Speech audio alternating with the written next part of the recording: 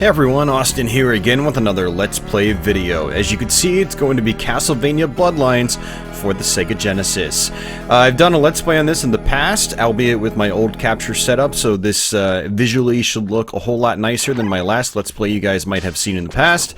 But two, we're going to be doing something a little bit different here. We're going to be playing this on the Expert difficulty mode. On my previous Let's Play, I think I ran through it on the normal difficulty. The expert difficulty mode can be pretty tough. You've got to be pretty on point. I don't know if I'm actually on point right now. I haven't done a practice run of this in about a week now, and I feel like I'm a little rusty, especially since I just woke up. But you know what? We're going to wing it, and we're going to hope for the best. So, to access expert mode, you can actually beat the game, or you can do up, up, down, down, left, right, BA, a sound effect chimes, and then you can go to the options menu, and it unlocks expert mode right out of the gate. So you don't have to beat the game to unlock it. So yeah, this is actually how you get the best ending in the game as well.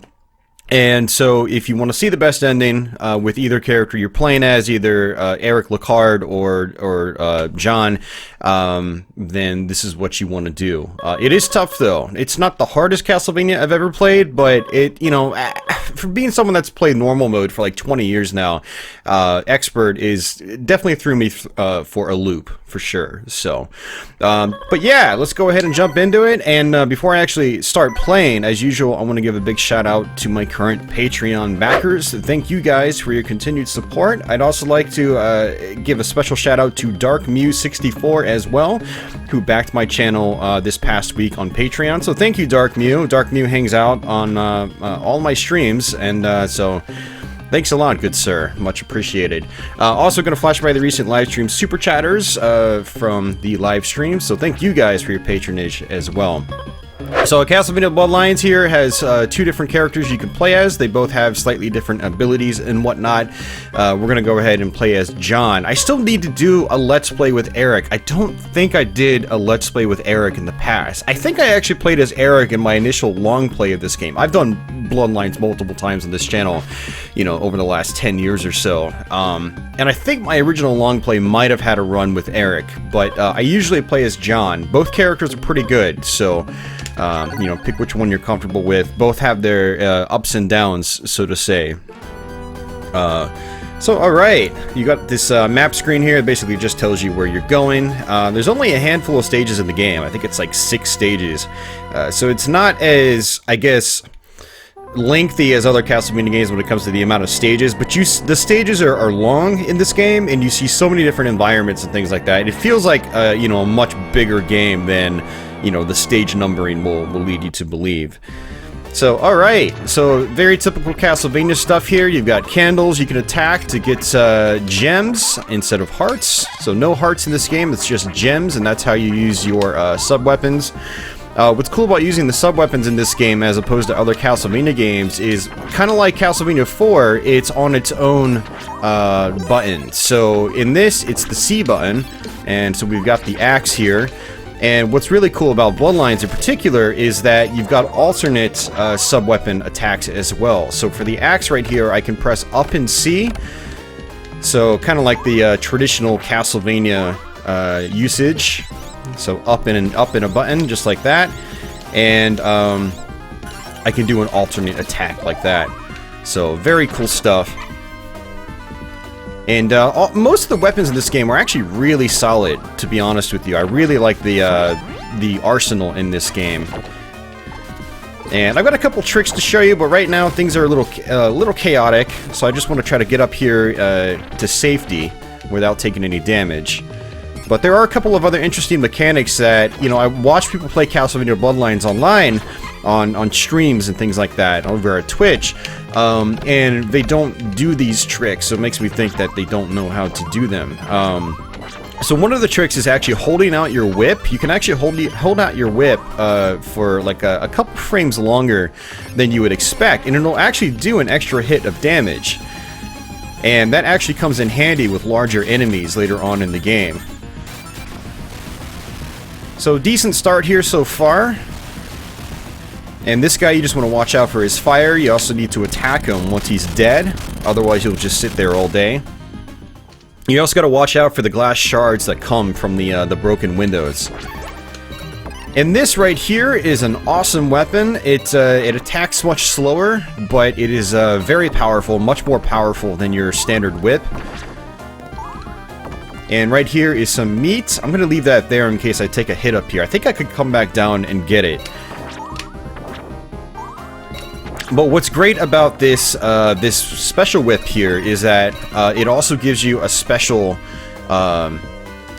ability to use. So just like that, kind of homes in on enemies, and it kind of has a mind of its own sometimes though. So you gotta watch out for that. You can't rely on it 100%, but when it works, man, does it work well.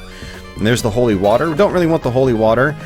What's great about this whip, though, is that it just does so much more damage. So enemies that might take, you know, 2 or 3 hits, might take 1 with the special whip.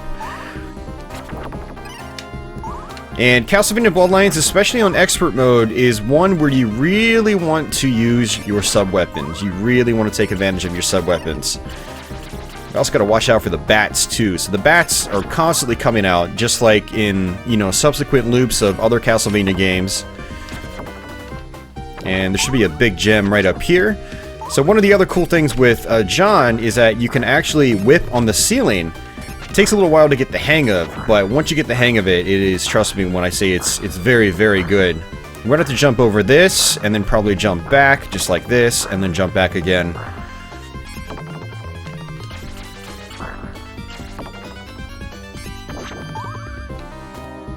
Alright, so there should be some more wall meat up here, which is nice. Pot roast, wall meat, whatever you want to call it. And we're actually getting close to the boss fight as well. And there's also going to be an extra life up here in this candle. Got it. We're going to need all the extra lives we can get in this game, by the way, because expert mode is tough. Yeah, it's quite tough. And you only get 2 continues. You don't get unlimited continues like you do in other Castlevania games. So you've really got to watch out for that. And what I'm gonna do here is, actually I don't know if I can do it, but you know, we're gonna try it anyway. So basically, one trick you can do in this is to, on sections like this, you can go back down the stairs and then walk back up, and all the candles reappear. But we want to watch out for this. Ooh, the bone dragon's gone. Okay, that's good to know. But yeah, we're gonna do this a couple times. Oops, I didn't mean to use that. Just to make sure we've got a whole lot of gems. And when you're playing on expert mode, you really want to do things like this. Like, don't rush into a boss fight when you have no gems. This guy in particular, you know, normally he's a cakewalk, but on normal, he can actually be kind of tough. I mean, on expert, I mean, he can be kind of tough. That's what I meant.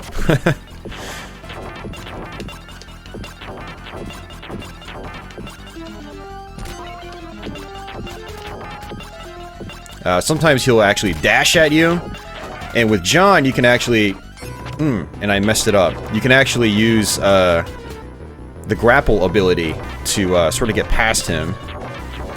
So kind of like that.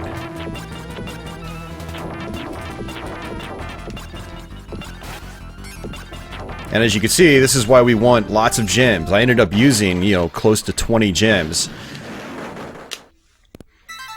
And, you know, if you've got a lot of gems, don't be afraid to use them offensively, like, very offensively. Like, you can be very offensive in Castlevania Bloodlines. That's one of the things I really like about this game, is that, like, it gives you the power to be really offensive, like Castlevania 4 does as well. Castlevania Bloodlines, you feel offensive in, like, a slightly different way, because your sub-weapons are so... they're so large when you use like the alternate versions. Like for the boomerang there, it turns into these 3 boomerangs that just, you know, go across the screen in this very large fashion. And here's another reason why it's good to build up your gems, is that they carry over from stage to stage. So very handy to know. And again, we're gonna go ahead and use our, you know, the holding out of the whip technique. So I can kill these guys in 1 hit instead of having to whip twice. If I didn't hold out the whip, I'd have to whip twice. So you can do an extra hit by just holding out the whip. It's very, very handy to know. Alright, so this part's actually not that difficult, but we do still want to take our time. And go ahead and use our special ability there. Now the thing about this special ability is that you don't want to use it too much, because when your gems get too low with this this alternate sub-weapon, it'll default back to whatever sub-weapon you were previously using, so you'll actually lose it. Now there's another extra life up here as well, but I'm not gonna get it. It's actually very tough to get without, you know, taking damage or losing a life, so I'm just gonna play it safe and just not even go for it. Again, just want to take things pretty safe here. If I can take this special whip to the boss, that would be great. I mean, well, there's the full boss, but Castlevania Bloodlines is full of mini-bosses and things like that. But what I meant by boss was this mini-boss that's coming up here. And it's actually a series of bosses. There are 3 bosses here. But the reason I wanted to bring it to this guy is just to kill him so much faster. You know, you do a lot more damage with this special whip. It just makes life a whole lot easier. Now we have to watch out for some crows up here. So with John here, you can actually attack upwards diagonally. You can't attack straight up. You can attack straight down, however, if you're up in the air.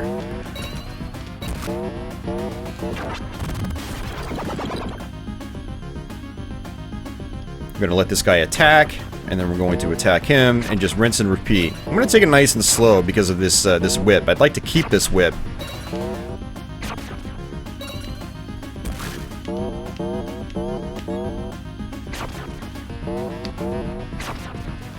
And just like that.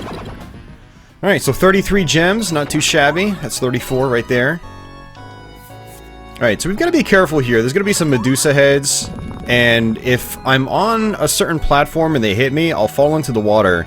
And if the water is over your head, you will take damage. And if the water's too deep, you'll pretty much die instantly. So you want to make sure you don't fall into the water either. Unless you know it's going to be below your head. If it's above your head, you will take damage. Ooh, that was close. Again, this special, you know, alternate sub-weapon sometimes has a mind of its own, so you've got to really watch out for that. So far, so good, though. So far, so good. But I usually end up getting destroyed on these expert mode playthroughs, so, you know, we'll see what happens. I'm gonna take this relatively smooth progression. I'm gonna take it gladly right now. So 45 gems, and we're just gonna. Oh, I didn't mean to get that. It's okay, not a big deal.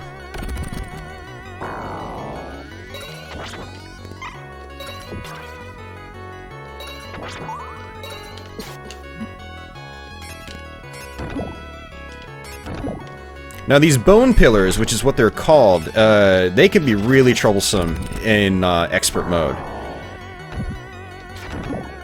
I'm gonna go ahead and just use our alternate sub-weapon. And I believe that's gonna be holy water right here. I don't really want that. I'm just gonna go ahead and do this. Now the hitboxes can be a little wonky here as well, so I just want to make sure I'm constantly ducking.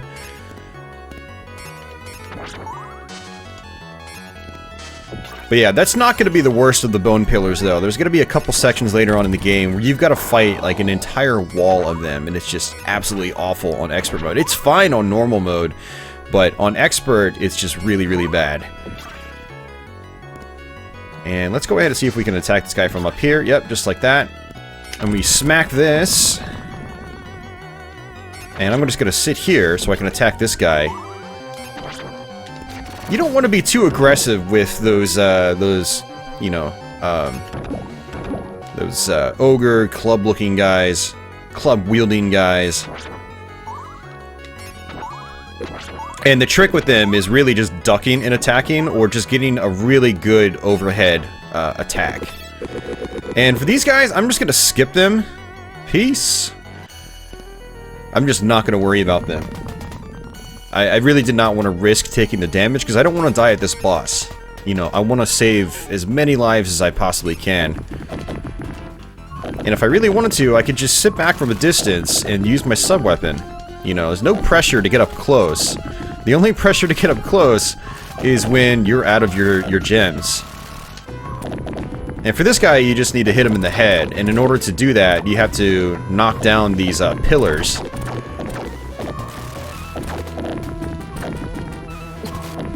And watch out for the falling debris. And when he gets low enough, you can whip him as well.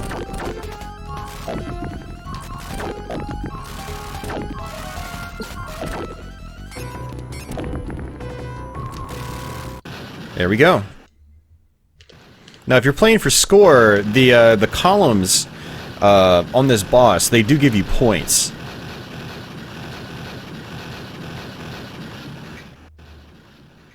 So, something to know if you're playing for points. Although, I find that playing for points in Castlevania Bloodlines is kind of, no pun intended, but pointless. Because there are parts in the game where you can basically do what's called point pressing, and you can do it infinitely because there's no time limit in this game. That is one of the nice things about Bloodlines, is there is no time limit. I've streamed this game and just, like, sat the controller down, walked away, came back, and, you know, no stress, because there's no time limit. But if you're playing for score, the scoring system's kind of broken because of the handful of parts of the game where you can just sit and constantly attack, you know, infinitely respawning enemies. And I'll sort of point that out. It's going to be 2 levels from now where I can demonstrate that. And we're just going to go ahead and try to take our time here. We're going to be using our sub-weapons. The sub-weapon, you know, the axe in particular is really good for taking out these birds. Or these harpies.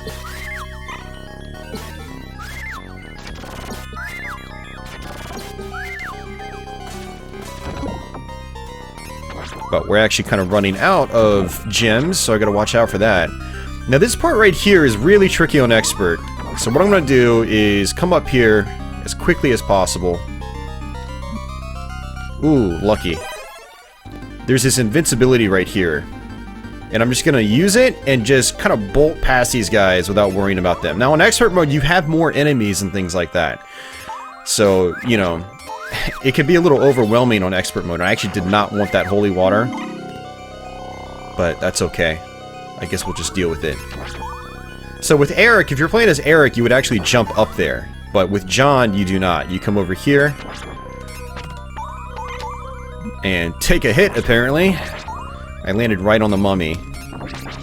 Okay, good. Got the axe. I'd rather have the axe than have the holy water. Okay, we've got half our health, and this is going to be a mini-boss right here. It's another bone dragon. But for this guy, you know, he's pretty easy. You just hit him with the axe if you want. If you're feeling risky, you can jump up and attack him like this, but he does shoot fire out, so you've got to watch out for the fire. Generally, mini-bosses like that will activate the next checkpoint. So, you're inside the Leaning Tower of Pisa right now, apparently. And, so this would be the checkpoint. I think if I die, I'd start at the bottom of this tower, basically.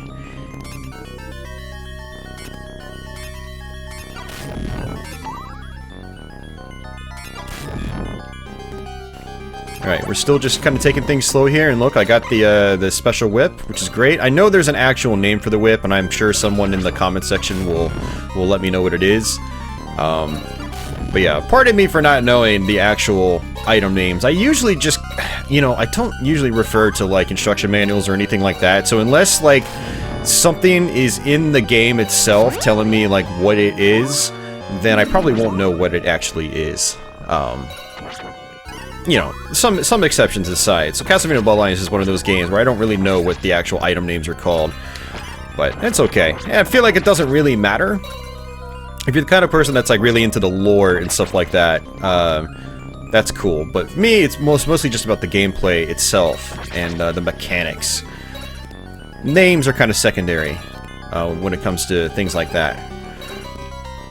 Ooh, that was tough. Well, at least we made it through that without taking a hit. That's good. Now, maybe we can get through this without taking a hit. If we can, then we have a chance of beating this boss.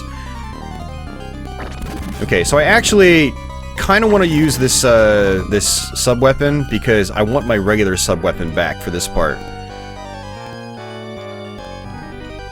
You've got these bone gargoyles, or whatever they're called, constantly coming out at you. And they basically loop around once and then sort of dive bomb you. So there we go. We got the boomerang. That's actually good. I'd rather have the boomerang for this part.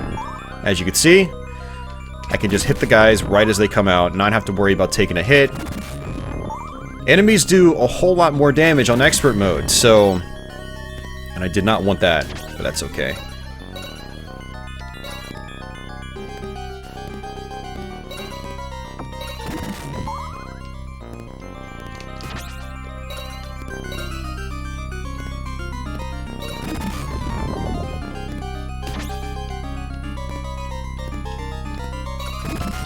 There we go, we got the axe. The axe is actually a really good one to have for this boss fight. Ooh, that was close. And I really don't want to take a hit here either, because there's a potential I could fall off to my death. But this is good. We've got, you know, we've got the special whip, so I can do some extra damage here. And I like to try to hit him once as he comes by like that, and then hit him again. Watch out for his tail. Whack, just like that. And with this upgraded whip, it's, you know, 3 hits or so, and he goes on to his next phase. So if you get it just right, he won't even do his second pattern. Not second pattern, but he basically sits there off the side of the screen doing like this spread shot. We're gonna go ahead and just try to use the whip. You can just time it right. And the reason I wanted to use the whip and not the axe is I really want to save my gems for the next few stages. So, good run so far. Haven't died yet, but usually this next upcoming stage is where things start going downhill, so we'll kind of see what happens here. Let's hope for the best.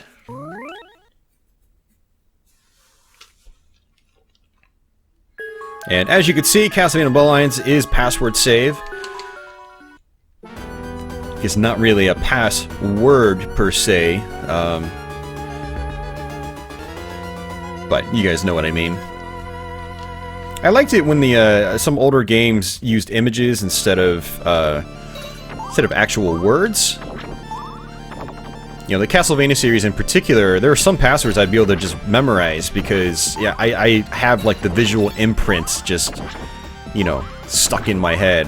Whereas actual passwords themselves, unless it's like some kind of common word or phrase, it's hard for me to remember them.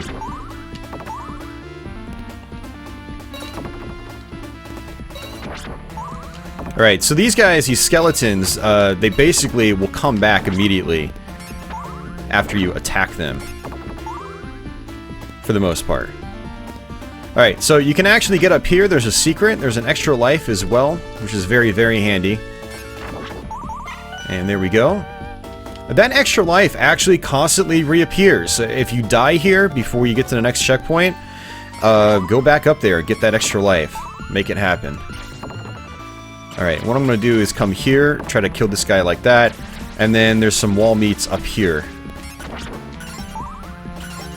Now, one mechanic I haven't really talked about in this game is that special weapon candles look different. This is a special weapon candle right here.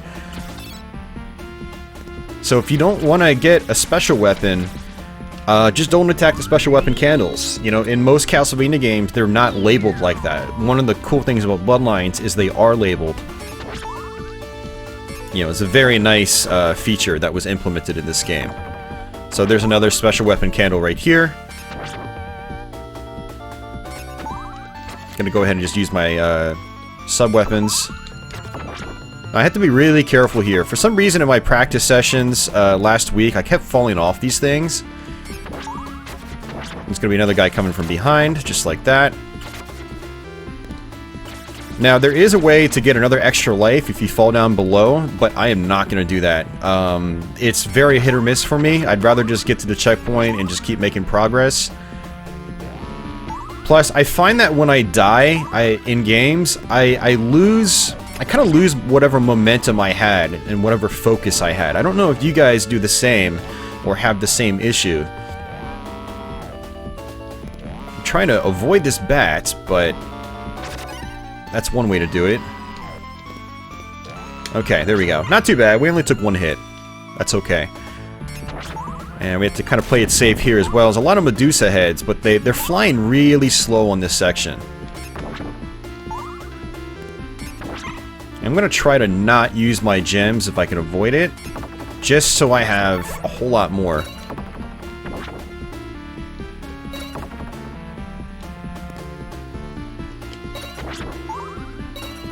So as you can see, we've got our upgraded whip yet again. There's a rhythm or rhyme to it, you know, to how it appears. I'm going to go ahead and actually take the boomerang just because it's so useful. It doesn't have a mind of its own. It always just goes straight ahead. So, and see, with it, I can just pick guys off from a distance, which is very useful in this game. But yeah, there is a rhythm or rhyme to, you know, how the sort of the blue orb sub-weapon works, and how you get it. It has something to do with like the amount of gems you have, and probably, maybe even like the amount of hits you've taken.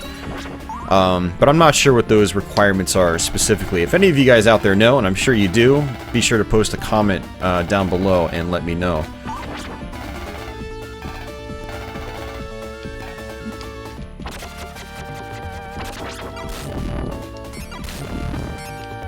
Okay, that was actually pretty solid as well, and it only took one hit. Normally I take many, many more hits there. Okay, so this part could be, oh, that's right. Frankenstein's monster boss. So when he charges up like that, he's always going to do a, you know, that ground attack. Gotta watch out for his tentacle arm. And that's that. There's some good mini-bosses in this game. I like them. And on expert mode, in particular, you really have to know the patterns, otherwise, you're gonna take too many hits and you're gonna die. Alright, so right here, I have a couple choices here. I can either just try to attack these guys straight up, or I can try to use, you know, the sub-weapons. The sub-weapon is probably the better way to do it. The whip timing in this game is a little odd compared to other Castlevania games. At least, to me, it is. Like, it feels like it takes a couple extra frames for your whip to actually come out in this game. Especially when you're on the ground, it feels like it's an extra frame slower. Okay, so this part can be kind of nerve-wracking. I mean, particularly on expert mode.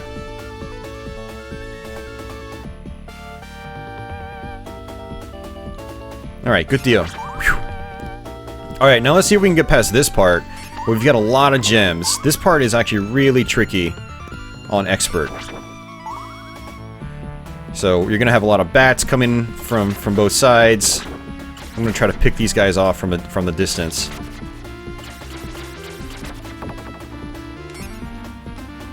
And here come the bats.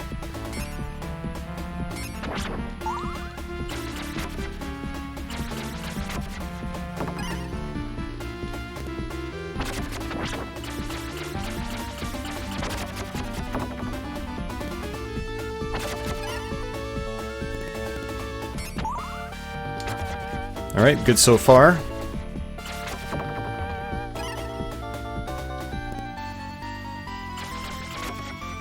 Took a hit, that's okay. Just want to get to the next checkpoint.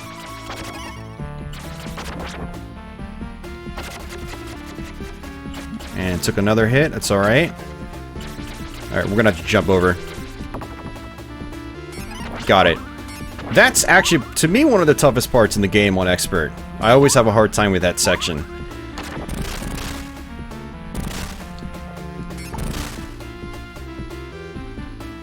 Okay, boss fight. We might actually end up dying here, because I don't have that much health.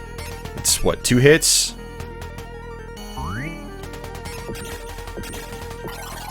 Yep, there's another hit.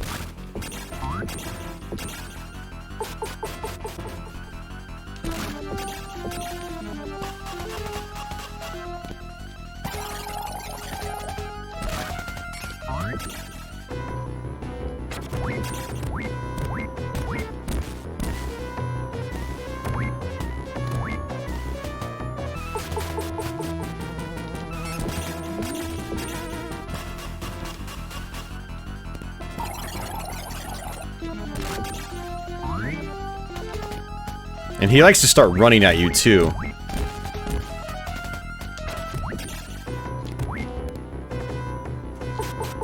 Okay, good. He's still in this pattern. That's good.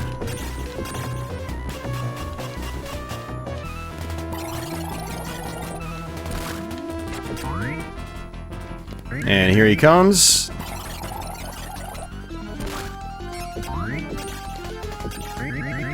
And we're gonna take a hit.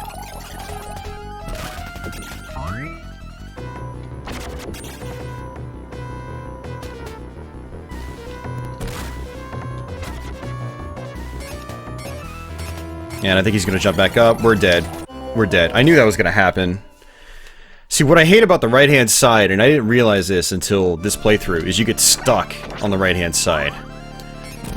So, I actually felt like I might have had that fight had I not gotten stuck on the right-hand side. So you gotta watch out for that. This is one of the easiest bosses on normal mode, but on expert, it's just something about it. It's a lot trickier. I think it's just that you take so much more damage. So on the normal difficulty, you're not taking as many hits.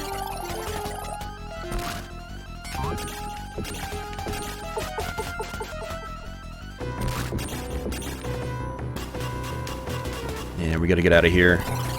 Okay, good.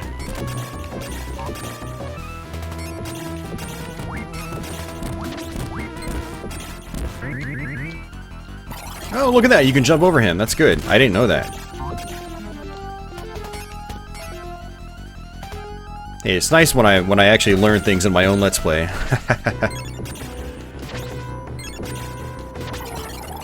Alright, we got this in the bag.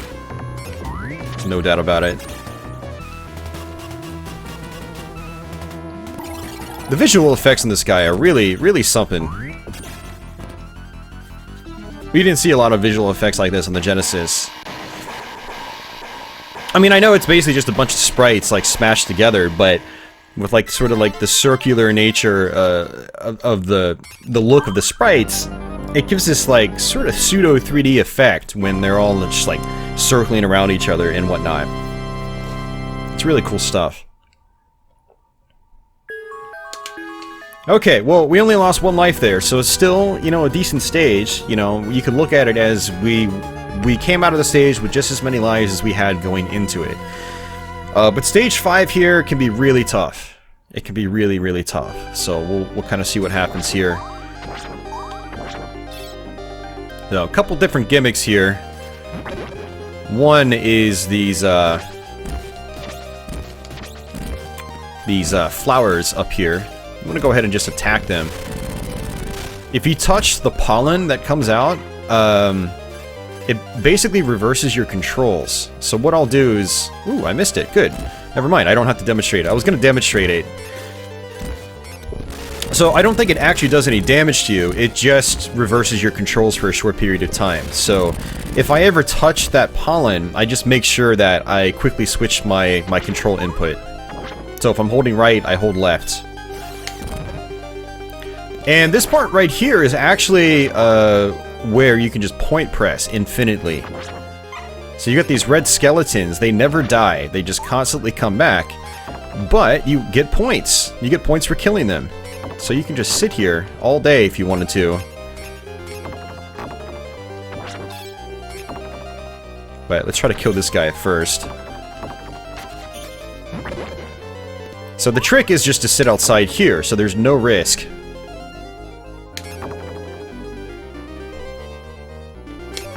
But you also want to guide the other red skeletons over here. And it looks like they got left behind, but that's okay.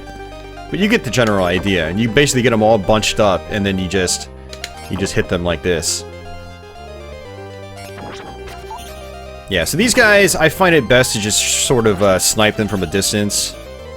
You could try to whip them, but it's pretty dangerous.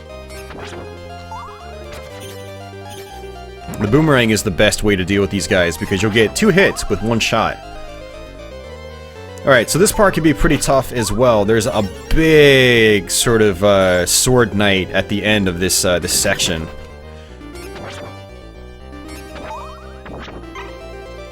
And he always manages to hit me. But these axe armors right here, Go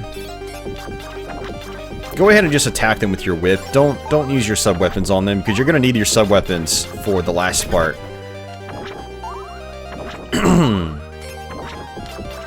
Also, the chandeliers up top, they can actually come down and kill these guys in one hit, so if you can manage to get that, that's nice. I'm trying to debate, do I want the holy water here? No. I gotta think farther ahead. Well, never mind. We're gonna have this anyway. Okay, that was actually a really good time to get that blue orb, because that just wrecked that guy, so we only took one hit.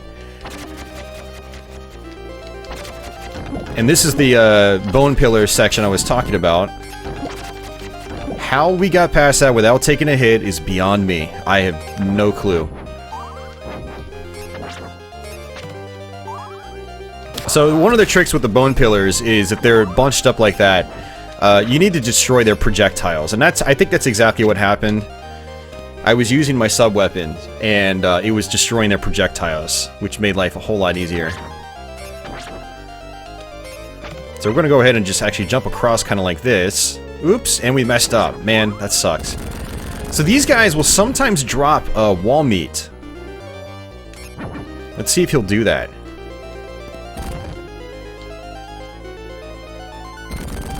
There's a skeleton. And another one. It seems to be kind of random, like, if he drops the meat or not. And there's more meat right here. I totally forgot about that.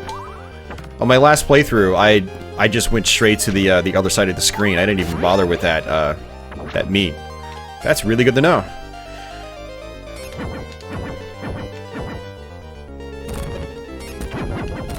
Okay, good deal. Still in motion here.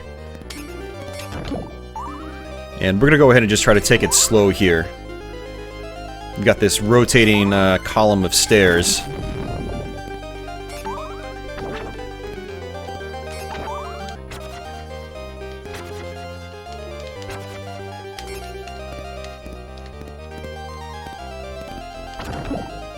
There we go. Awesome. Got to take out those gargoyles too.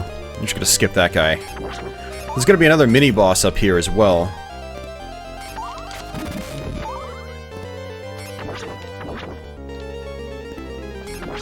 Ooh, that was the blue whip.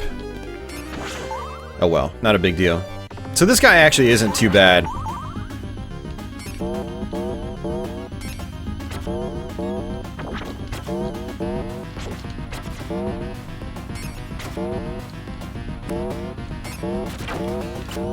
You can just kind of stay up close like that, and you'll avoid his long-range punch attack.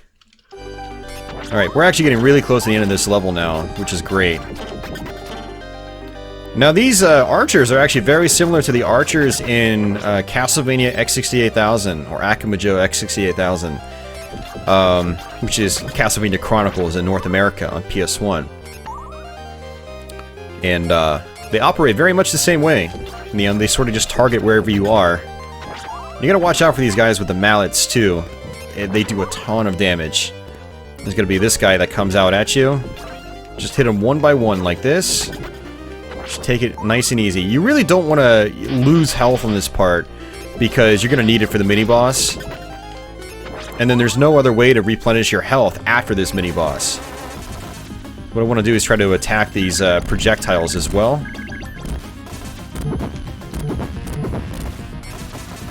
You have to destroy this column.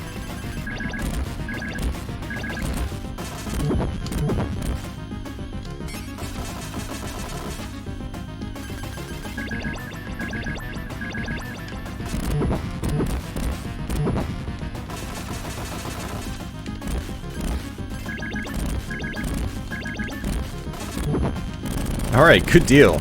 Not a single hit. Man, that is great. That's fantastic. Alright, so this is the last stretch, and then we have to fight the boss. This boss isn't actually that bad. Although I feel like I probably want the axe for this boss. Because the boss flies up in the air, so you know, the sub-weapon you use should be relative to the sort of strategy and style of the boss. So with this boss, you know, she's constantly in the air. Use the axe. You know, it makes more sense. Think of it as like, you know, like in the first Castlevania. You probably typically use the axe on the first bat that you fight. You know, this is a very similar concept. Oops.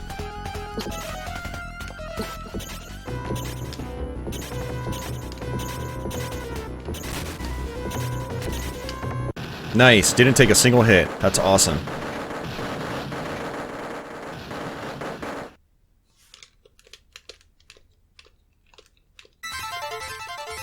Alright, so on to the final stage. There are some pretty tricky gimmicks on this final stage coming up in the very beginning. And the final stage is very long too. You've got a lot of boss fights. Yeah, it could be tough. Especially on expert mode. So this is it.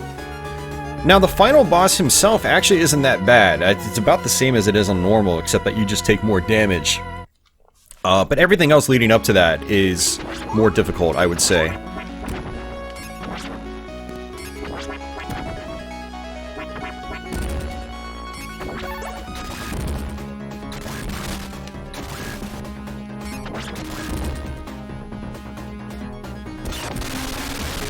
Some great visual effects on this stage as well. Alright, so this one is really tricky. I don't really know how to explain this one, but I just have this this pattern that I just go by when I play this. And it applies basically the same way on Expert as it does, you know, on easier difficulties. Ooh, that was close. Now I'm getting discombobulated.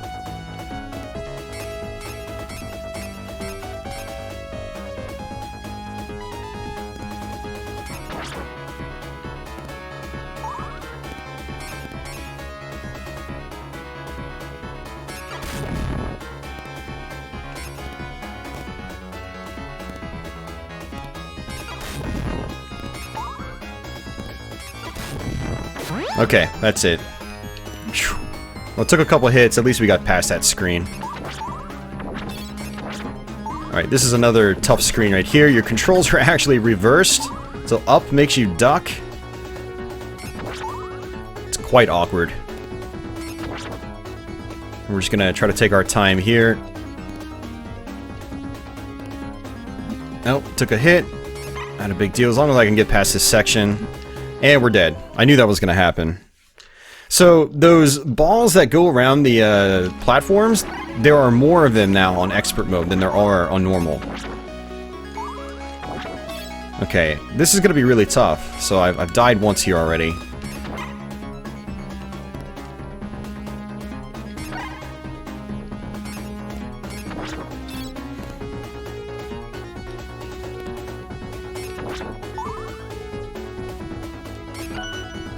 Extra life, good to know. Okay. I actually saw that on the previous run, and saw it fall, and I was like, uh-oh. Probably gonna need to get that.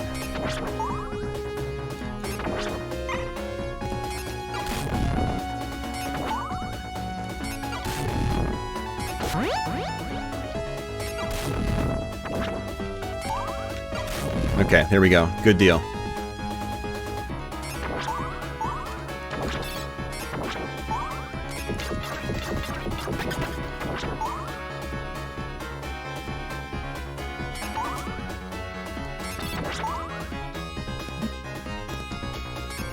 Okay, I don't mind taking a couple hits. Just as long as I don't fall back down in that hole. Okay, good. Alright, I think...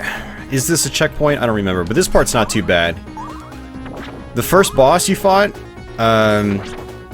will basically just sort of bolt at you over and over and over again. They only take one hit, though. So you gotta listen out.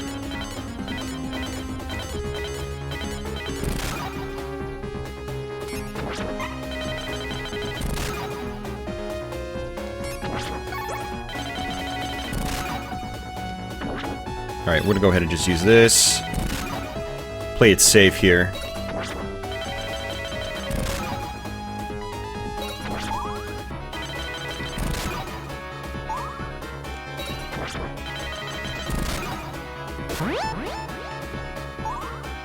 Alright, good deal.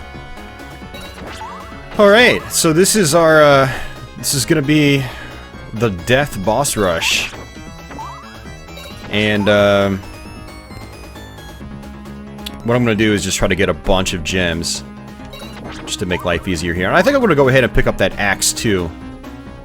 I think the axe is probably more useful on these bosses. There we go, just like that. Let's go ahead and get these gems up. So, on normal mode, there's a crutch you have on death. One of the cards you can pick, and you'll see what I mean by cards in just a few moments. One of the cards you can pick is just a bunch of meat. He just drops a bunch of meat to the floor. You don't have that on expert mode, so you've got to really be on point on this boss fight. So you've got to fight the regular bosses again that you fought up to this point, or most of them. You don't have to fight the boss from stage 5, and you have to do it and then fight Death himself without having the crutch of meat. So I actually am coming back down here because I actually don't want this sub-weapon. I'm gonna go ahead and just stick with the axe. I know I'm probably risking it.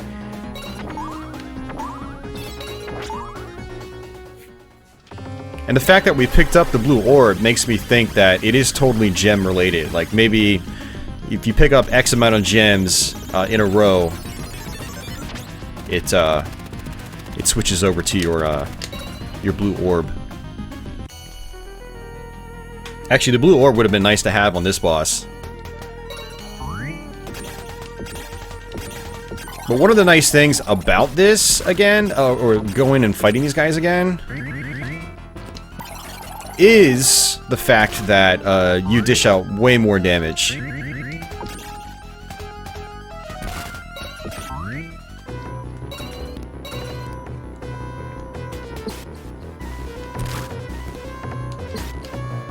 I'm just playing it extra safe on this guy because I died, you know, the first time I got to him. There we go. And I really wanted to keep this whip as well.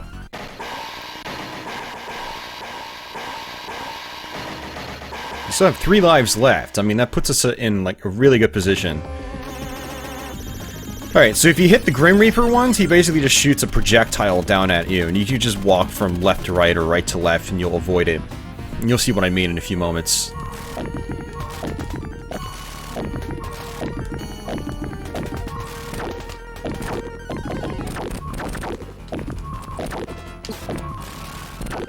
Took a hit, so we lost our special whip.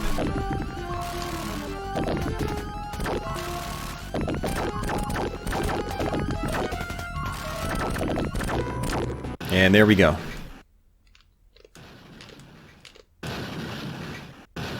Getting those extra points.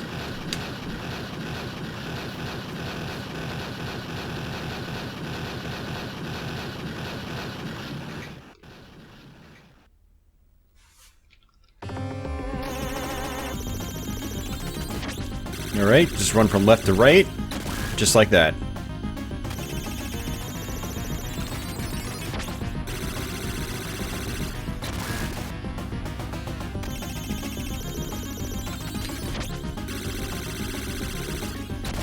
So one of those would have been meat on normal, but since we're on expert, we don't have that crutch. So we don't get our life back, and we also take more damage.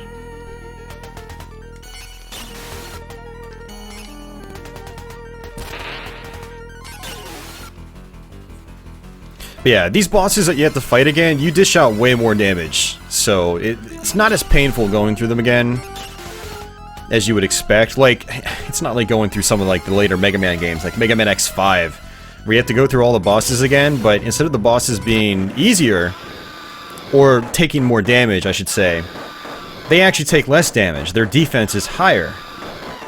And so even though you're maxed out by the end of the game, it takes forever to go through the final bosses. Or the boss rush at the end of Mega Man X5. So I like how Castlevania Bloodlines implements it. It does a good job of it.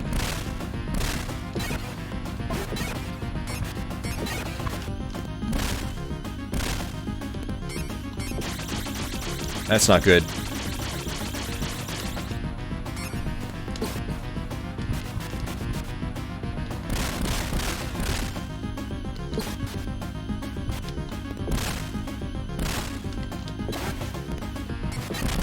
Okay, we got it. I was getting a little worried there. You know, come to think of it, if I had the boomerang, I would have had an easier time, because it's, the boomerang's, alternate, you know, special sub-weapon power is, I think it fills more screen space than the axe does. Alright, there's probably actually no point in me, trying to grind out for gems, because we're gonna have to do it again if I die here. And I'm gonna die in probably one hit.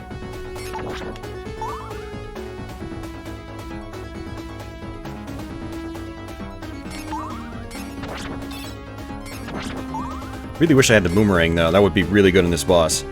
Alright, so another mini boss. First up is gonna be Medusa.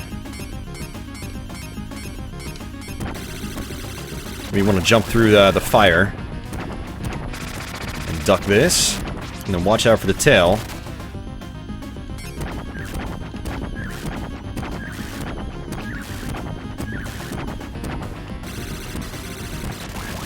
And jump through the fire.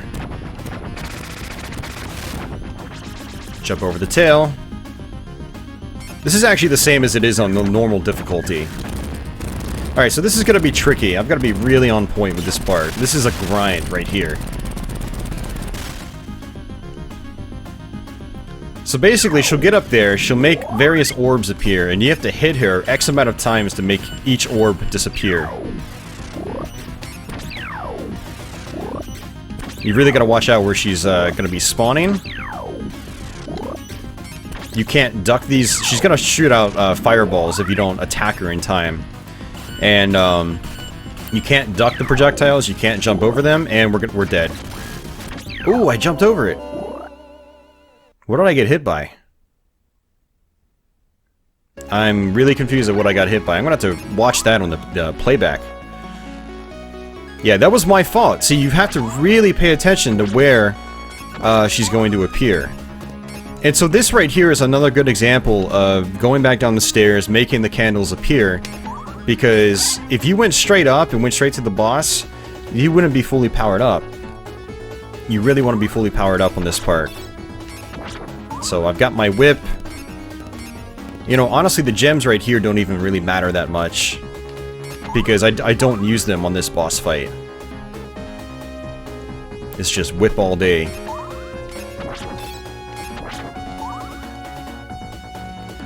Although if I really wanted to, I could use the triple axe sub-weapon. Try to shoot it in one direction, and then she ends up going the other direction. I can jump and use the whip. But really, you just want to just kind of look at the bottom of the screen, see where she teleports to, and then just immediately jump that way and attack.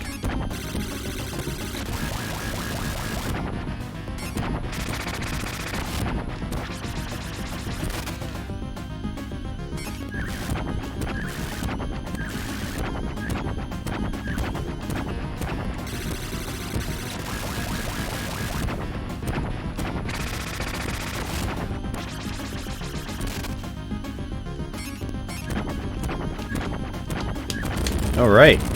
Still have 2 lives left. Alright, I need to focus here. You know, this part was never hard for me back in the day, but as I've been getting older, my focus hasn't been quite as good. I found myself having difficulty with this sometimes.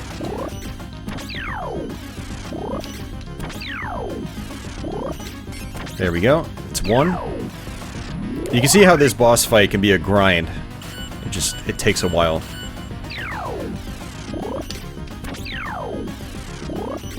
You can see how I like to sit in the middle of the screen. I just immediately jump over. Like that. Jump and attack.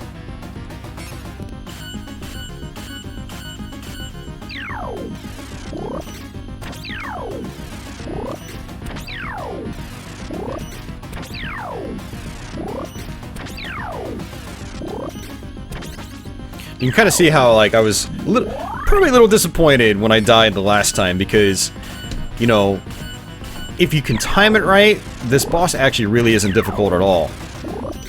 But it's all about being focused.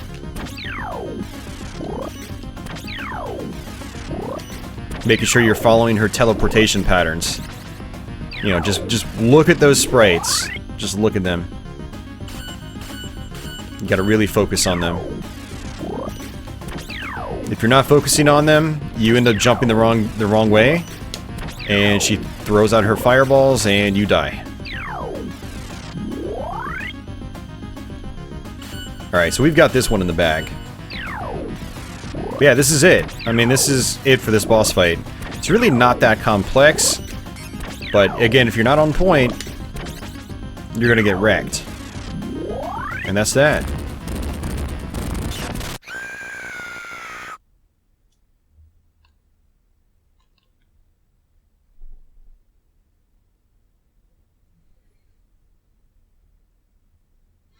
Alright, this is the final stretch, guys.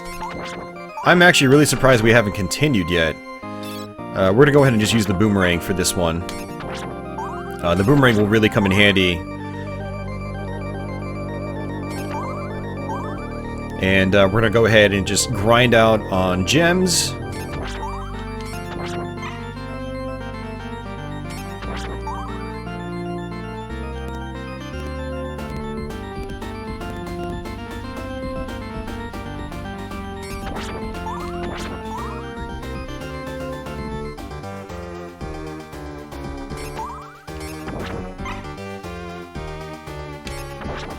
I actually found out a better way of doing this. Going over and attacking that last candle is not a good idea. You know, you're really best off just going down the stairs, going back up, because there's a fiver right there. The blue gems give you 5. Something I haven't really explained. So you're better off just attacking this gem over and over, collecting it over and over. I don't think we're going to need 49, but I just want to be safe. Because again, this is expert mode.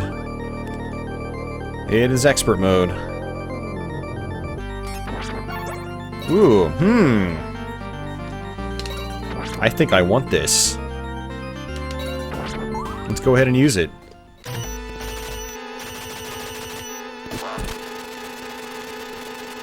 So for Dracula here, I like to just sort of attack his head in a downward fashion.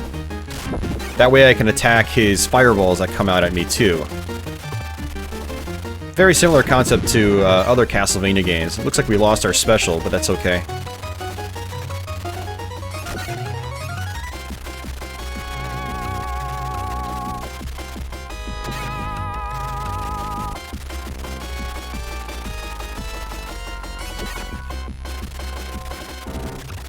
I like to just line up my whip properly. Oops. Okay, it's okay. We got plenty of health left. Alright, so this next form actually is probably best to have the axe. He turns into this little flying guy.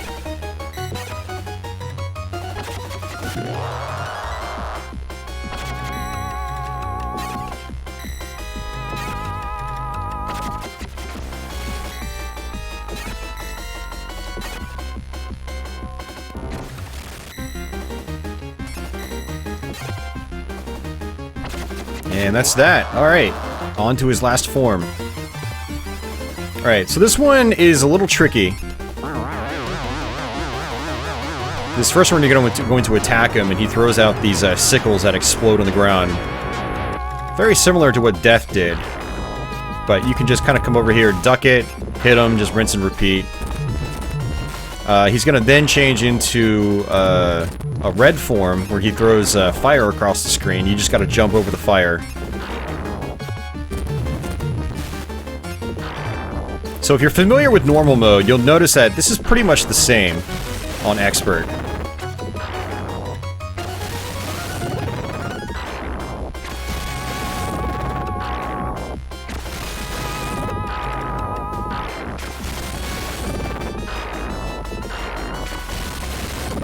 I still have to be careful though.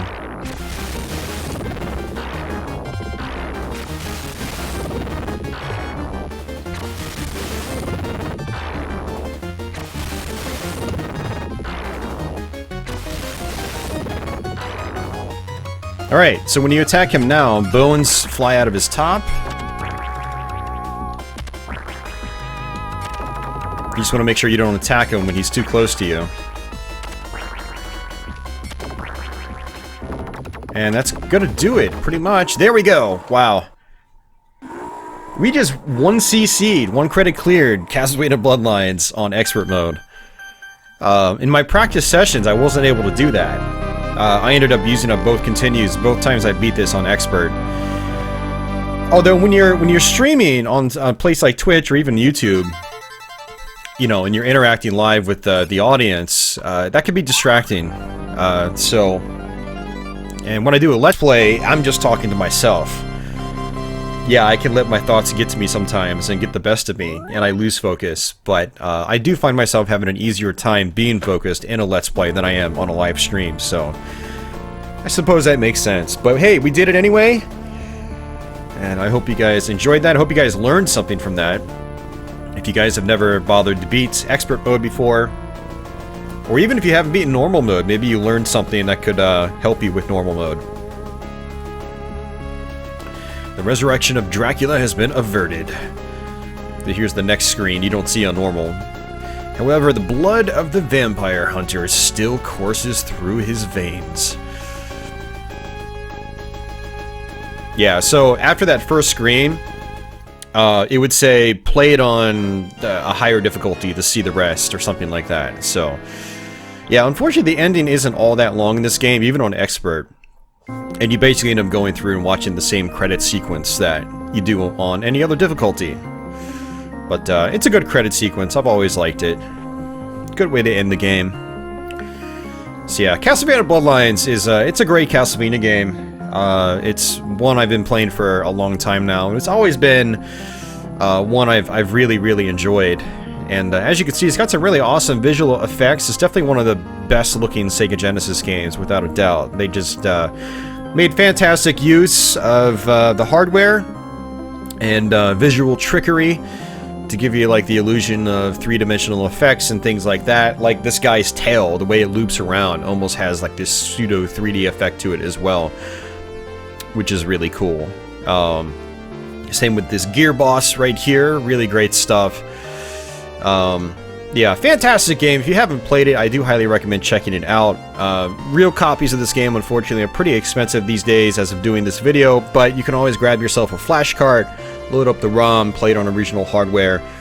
And the game might be available on various digital download services as well. I'll have to check.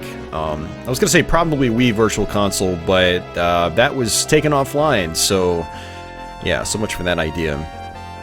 But yeah, try to play it if you can. It's awesome.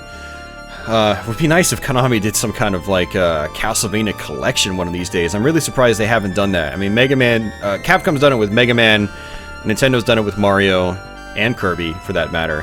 Konami hasn't done it with Castlevania, which is really surprising. So, but I know people would totally buy that if it was available. I know I would. You guys know I would. But yeah, Castlevania Bloodlines on Expert Mode. Like I said, it's pretty tough. You have to be really focused when you do this run. You've got bats flying at you that aren't normally flying at you at certain sections, and they fly at you faster. Very typical of subsequent loops of Castlevania games. You also have more enemies, which can make certain sections much more overwhelming. Other enemies might take more hits as well. And, yeah, it can be tough. But if you persevere, if you focus, and use some of those tricks, those strategies, you should be able to get through it. Congratulations, you are master of the Vampire Killer. So Vampire Killer is actually the name of the whip in the Castlevania series. And